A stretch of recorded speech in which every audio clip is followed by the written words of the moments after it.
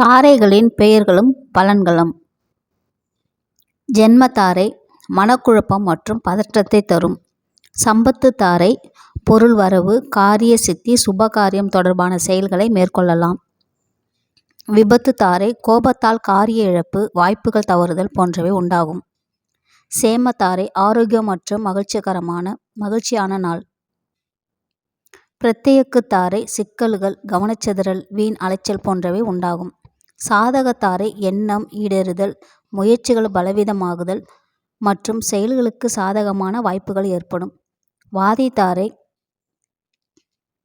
வதைத்தாரை உடலில் சோர்வு, மனதில் இனம் புரியாத கவலைகள், பணிகளில் நாட்டமில்லாமல் இருப்பது போன்றவை உண்டாகும்.